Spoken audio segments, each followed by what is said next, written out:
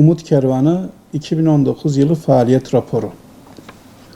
Umut Kervanı olarak kuruluş amacımız olan toplumdaki ihtiyaç sahiplerine ve mağdurlara ulaşmak konusunda her geçen gün yardımlarımızı artırarak hayırsever halkımız ile ihtiyaç sahipleri arasında umut olmaya devam ediyoruz. 2019 yılında aynı kararlılık ile Umut Kervanı olarak yurt içinde ve yurt dışında yaptığımız ve destekleyerek gerçekleştirdiğimiz birçok faaliyet ve yardım çalışmamız oldu. Gerçekleştirdiğimiz faaliyetler şeffaflık ilkesi dahilinde gelen yardımları bekletmeksizin zamanında ihtiyaç sahiplerine ulaştırarak hayırseverlerimizi bu konuda bilgilendirerek ve zaman zaman kamuoyu ile paylaşımlarda bulunduk. Faaliyetlerimizi vakıf senedimizde belirtilen amaçlarımız doğrultusunda yönetim kurulu kararları ile uygulamaya koyduk.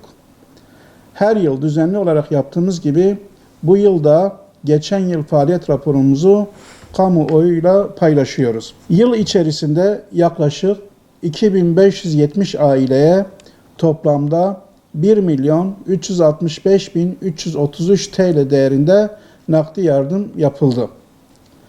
Mübarek Ramazan ayında fakir ve muhtaç ailelere ulaştırılmak üzere hayırseverlerin desteği ile gıda paketleri hazırlanarak üye ve gönüllülerimizle dağıtımı yapıldı. Ramazan dışında da farklı tarihlerde gıda kolileri hazırlanarak muhtaç ailelere ulaştırıldı. Yıl içerisinde toplamda 17.805 aileye 2.238.286 TL değerinde gıda kolisi dağıtımımız oldu. Kurban Bayramı'nda kurban keseceklerden vekaletleri alınarak kurbanları kesildi.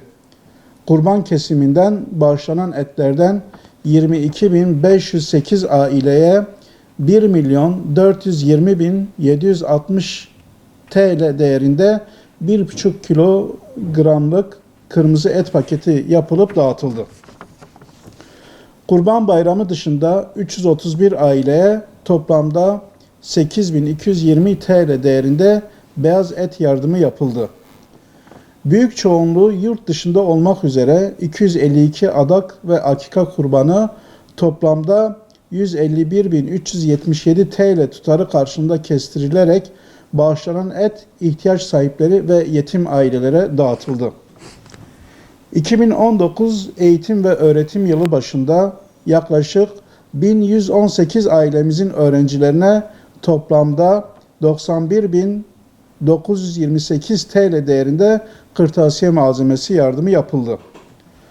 Ramazan ve Kurban bayramları öncesinde yetim ve mağdur çocuklarımızın yüzlerindeki tebessüm olup bayrama neşe ve sevinçle girmelerine vesile olmak ve ayrıca yıl içerisinde de yetim ve mağdur ailelerimizin çocuklarına yönelik ve mağduriyet durumlarını göz önünde bulundurarak 6.846 aileye toplamda 858.583 TL değerinde giyim yardımı yapıldı. İhtiyaç sahibi ve mağdur 414 aileye toplamda 165.370 TL değerinde çeşitli ev eşyası yardımı yapıldı.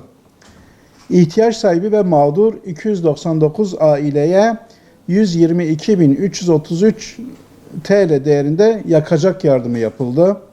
İhtiyaç sahibi ve mağdur 530 aileye 23.765 TL değerinde çuval un yardımı yapıldı.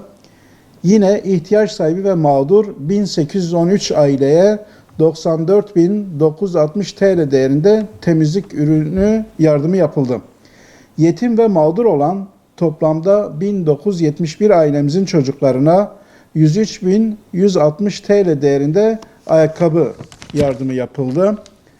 Hem yerelde hem de ülkelerindeki savaştan dolayı ülkemize sığınan mağdur ailelerden oluşan 227 muhacir aileye toplamda 25.918 TL değerinde sıcak yemek yardımı yapıldı. Başta Bangladeş olmak üzere medresede okuyan talebelerin Kur'an-ı Kerim ihtiyacını gidermek için 7.793 TL değerinde Kur'an-ı Kerim'i talebelerimize hediye ettik.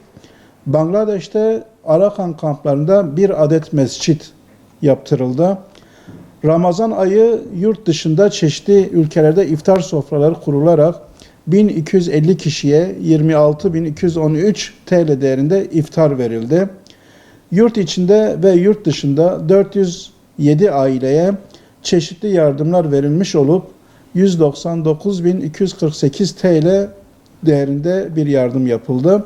Yine önemli bir husus, Afrika'da susuzluk çeken kardeşlerimize hayırseverlerimizden gelen 63 adet su kuyusunu 291.937 TL değerinde çeşitli ülkelerde olmak üzere açarak umum halkın istifadesine sunduk. 2019 yılı içerisinde 3 kıtada yayın yapan Rehber TV'de Umut Kervanı programında her hafta vakfımızın veya kendileriyle protokol yaptığımız derneklerimizin yaptıkları yardımlara yer vererek toplumda mağdur ve ihtiyaç sahibi olan halkımıza nasıl ulaştığımızı, onlara hangi şartlarda yardım yaptığımızı anlattık.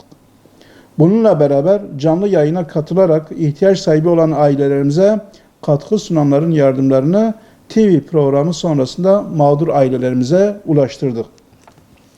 Başta Yemen olmak üzere İslam coğrafyasının birçok ülkesinde gerek savaştan dolayı, gerek kıtlıktan dolayı ve gerekse imkansızlıklar yüzünden biçare kalmış, aç, susuz kardeşlerimize vakfımızın acil yardım çağrısı sonrasında hayırsever vatandaşlarımızdan gelen yardımları peyderpey kendilerine ulaştırdık. Yıl içerisinde resmi kurumlara, basın yayın kuruluşlarına, iş adamlarına, esnaflara ve halkımızdan birçok kesime ziyaretler gerçekleştirerek hem vakfımızın faaliyetleri konusunda tanıtımda bulunduk, hem de hayırseverler ve ihtiyaç sahipleri arasında köprü vazifesi görerek birçok yardımı gerçekleştirdik ve mağduriyeti giderdik.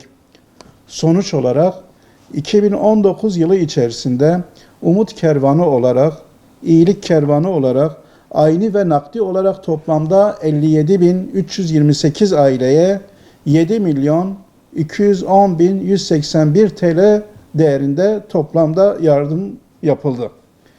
Umut Kervanı olarak geçen yıllarda fakir, muhtaç ve yetim ailelerimize nasıl umut olduğu isek, inşallah 2020 yılında da iyilik kervanı olarak umutları yeşertmeye devam edeceğiz.